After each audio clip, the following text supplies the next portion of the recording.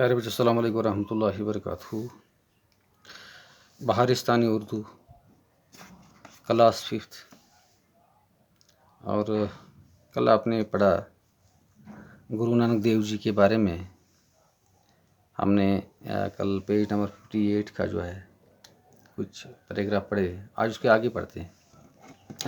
کالو چند کو یہ دیکھ کر رنج ہوتا تھا، وہ غصہ بھی آتا تھا کہ گرو نانک کی طبیعت دنیا کے کاموں میں نہیں لگتی، مگر کیا کرتا ہے۔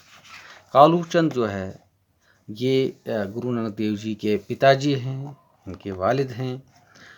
کالو چند نے کیا دیکھا کہ گرو نانک دیو جی کا دل دنیا میں لگتا نہیں ہے، دنیا کے کاموں میں بالکل نہیں لگتا ہے، تو اس کی طبیعت جو ہے دنیا کے کاموں میں نہیں لگتی ہے۔ تو اس کے بعد کیا کیا، گرو نانک کی بہن کپورتھلا کے علاقے سلطان پور میں بیاہی گئی تھی۔ تو یہ گرو نانک کی جو ہے بہن ہے، وہ کپورتھلا جو ہے سلطان پور، وہاں اس کی شادی ہوئی تھی، اور وہ ان کا جو شوہر تھا، علاقے کی جو حاکم تھا، ان کا ایک ملازم تھا۔ یہ سوچ کر شاید نوکری میں گرو نانک کا جی لگی، گرو نانک کو بھی سرکار میں نوکر رکھوا دیا۔ تو اب دیکھا کہ جب دنیا کے کاموں میں اس کا دل نہیں لگتا، ان کا دل نہیں لگتا ہے، تو اپنی بہن کے ہاں بھیج دیا، چونکہ ان کا جو بہنوئی تھا وہ شہر کے کسی علاقے کا وہ حاکم کے ہاں سرکاری ملازم تھا۔ تو اس نے سوچا کہ اگر اس کو ملازم رکھا جائے، اگر اس کو کوئی نوکری مل جائے تو شاید یہ اس کا دل اس کام میں لگ جائے گا۔ تو اس طرح سے انہوں نے کیا کیا ہے، گرو نانک کو بھی سرکار میں نوکر رکھوا دیا۔ وہاں بھی گرو نانک نے محتاج اور ضرورت مندوں کے لیے دان پن کا دروازہ کھول دیا ہے، لیکن وہاں بھی کیا ہے، انہوں نے کیا کیا ہے، جتنا پیسہ کماتا تھا اس میں کیا کیا، محتاجوں، غریبوں، مسکینوں میں جو ہے ان کے لیے جو ہے کچھ کھانے پینے کا انتظام کرواتا تھا، دان پن کا کچھ ارینجمنٹ کروایا وہاں پہ، اور سرکاری خزانے کا پیسہ غریبوں میں اس میں تقسیم، جو سرکاری خزانے کا پیسہ تھا وہ کیا کیا، غریبوں میں، مستحقوں میں یہ تقسیم کرنے لگے۔ چنانچہ اس ملازمت سے بھی الگ ہونا پڑا۔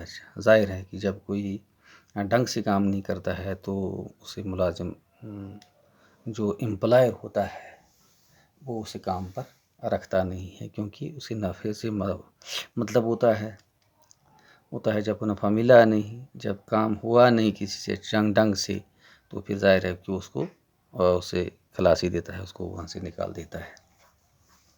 تو اس طرح اس کو بھی کیا ہوا، ملازمت سے اس کو بھی الگ ہونا پڑا۔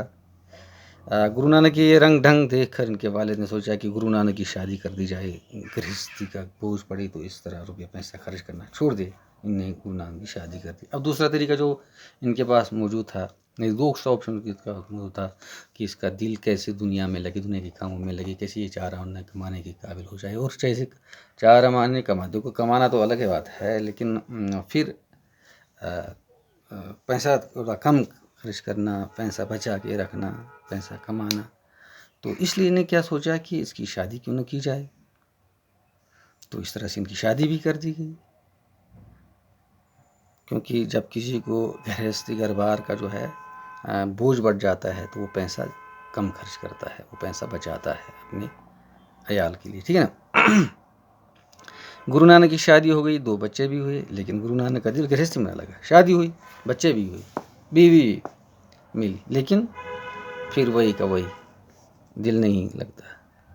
وہ ہمیشہ کی طرح اپنی کمائی ضرورت مندوں پر خرچ کرتے تھے۔ بیوی نے لاکھ سمجھایا مگر ان پر کوئی اثر نہیں ہوا۔ جتنا کماتے تھے غریبوں پر خرچ کرتے تھے۔ بیوی نے بہت سمجھایا، لاکھ سمجھایا، پر کچھ اثر نہیں ہوا، مانے نہیں ان کی بات کو، غریبوں پر پیسے خرچ کرتے رہے۔ گرو نانک ملک ملک اور شہر شہر پھرے، کہتے ہیں کہ وہ مکہ مدینہ اور بغداد بھی گئے۔ گرو نانک جو ہے ملک ملک پھرے، شہر شہر پھرے، اور یہ بھی کہا جاتا ہے کہ وہ مکہ گئے، مدینہ گئے، بغداد گئے۔ یہ 3 جگہیں جو ہے یہ مسلمانوں کی جو ہے متبرک جگہ مانی جاتی ہے، مکہ، مدینہ اور بغداد، ٹھیک ہے نا۔ مکہ مدینہ عرب میں، ٹھیک ہے نا، بغداد عراق میں۔ اس طرح جب اس دنیا کی سفر کی مدت تمام ہوئی اور آخری سفر کا وقت آیا تو ضلع گرداسپور میں آئے، وہیں 1539 عیسوی میں 90 سال کی عمر میں انتقال کرے۔ دنیا کا چکر کیا، ادھر گئے ادھر گئے، پھر جب آخری وقت آیا 1539 عیسوی میں 90 سال کی عمر میں ان کا انتقال ہو گیا۔ تو کہاں پر؟ گرداسپور، ضلع گرداسپور میں ان کا انتقال ہو گیا۔ گرو نانک یہ چاہتے تھے کہ لوگ دل سے یہ بات مان لیں کہ سب انسان خدا کے سامنے برابر ہے۔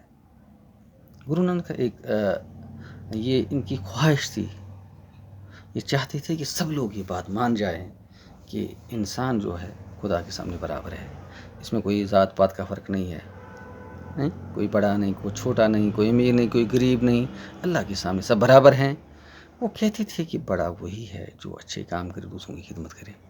وہ بڑا پیسوں سے نہیں گنا جاتا ہے کہ بڑا کون ہے، جس کے پاس زیادہ پیسے وہی بڑا ہے، نہیں، ان کی نظر میں بڑا وہ ہے جو اچھے کام کرے اور دوسروں کی خدمت کرے۔